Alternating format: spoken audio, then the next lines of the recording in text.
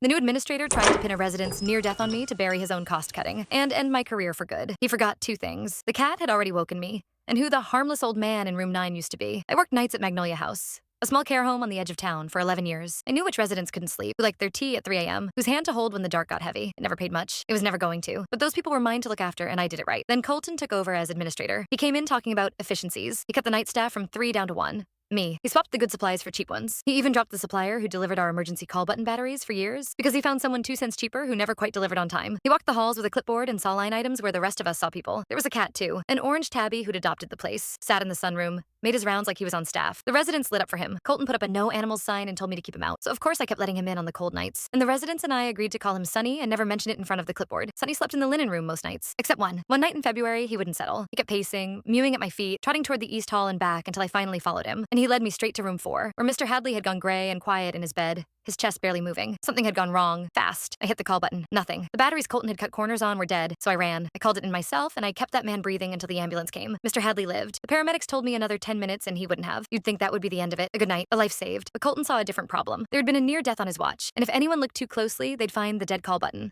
The skeleton staffing. Every corner he'd shaved, so he needed the story to be about a negligent caregiver instead. Me. He wrote me up, said I'd been unreachable, that I'd failed to respond, that the whole thing was my fault. He suspended me and reported me to the state board, the kind of report that doesn't just cost you a job, it costs you the right to ever do the work again. 11 years, and he was going to end me to save himself 2 cents a battery. Here's what Colton didn't know. In room 9, there was a quiet old man named Mr. Ellery. Colton called him the complainer and rushed past his door. But before he retired, Mr. Ellery had spent 31 years as a state inspector of care homes. He knew every regulation in the book, the staffing minimums, the call system requirements, the exact clauses Colton had been quietly breaking for months. And he'd noticed every one of them, the way you notice things when people assume you've stopped paying attention. He'd also seen Sunny lead me down that hall. He'd heard me on the phone in the dark, alone, doing everything right, because there was no one else on shift to help. Mr. Ellery made a few calls to some old colleagues, and the report that reached the state board wasn't about me anymore. It was about Magnolia House, the staffing, the dead call system, the falsified write-up Colton had filed to cover his tracks. Auditors don't move fast, but when they finally arrive, they arrive all the way. Colton was gone by spring. The company that took over brought the night staff back to 3, restocked everything he'd hollowed out, cleared my record, and asked me to run the overnight team. Back pay for every week I'd been suspended. And that no animals sign went into the dumpster where it belonged. Sunny has a proper bed in the sunroom now, and a little tag that reads Magnolia House, staff. He still makes his rounds. Some nights I catch him sitting outside room 4, just checking.